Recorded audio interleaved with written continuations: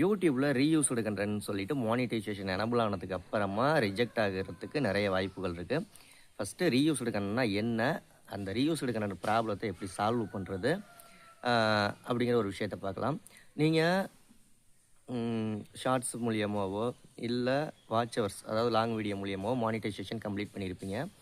அப்படிங்கிற பட்சத்தில் உங்களுக்கு ரீயூஸ்டு கண்டென்ட் அப்படின்னு வந்துருச்சுன்னா, ஃபஸ்ட்டு பேசிக்காக ரீயூஸ்டு கண்டென்ட்னா என்னென்னா, அதர் சோஷியல் மீடியாவிலேருந்தோ வேறு ஒரு இடத்துல இருந்தோ எடுத்து ஒரு வீடியோவை நம்மளுடைய யூடியூப் சேனலில் அப்லோடு பண்ணுறது.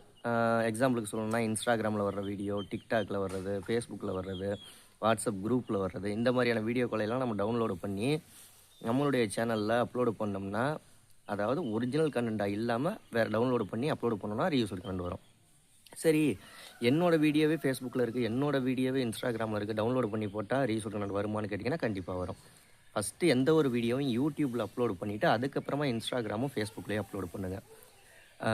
ஃபஸ்ட்டு ஃபேஸ்புக்லேயோ இன்ஸ்டாகிராம்லேயோ இந்த மாதிரியான அதர் சோஷியல் மீடியாவில் அப்லோடு பண்ணிவிட்டு அதை டவுன்லோடு பண்ணி ரெண்டாவதாக யூடியூப்பில் அப்லோடு பண்ணிங்கன்னா ரீயூஸ்டு கண்டென்ட்னு வரும். சால்வ் பண்ணுறது ரொம்ப சிம்பிளான மெத்தட் தான்.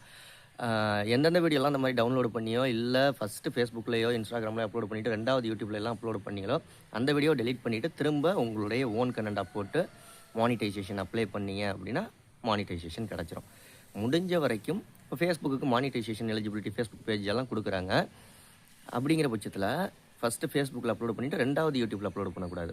யூடியூப்பில் அப்லோடு பண்ணிவிட்டு பப்ளிஷ் பண்ணிவிட்டு அதுக்கப்புறமா ஃபேஸ்புக்கில் போடுங்க. ரெண்டுத்துக்குமே மானிட்டைசேஷன் கிடைக்கும். இதுதான் பேசிக்காக உள்ளது. முடிஞ்ச வரைக்கும் நிறைய காப்பிரைட் கிளைம் வந்துச்சுனாலும் அதுவும் ரீயூஸ்டு கண்டென்ட் தான், மானிட்டைசேஷன் கிடைக்காது. காப்பிரைட் ஸ்ட்ரைக் வந்தாலும் அதுதான்.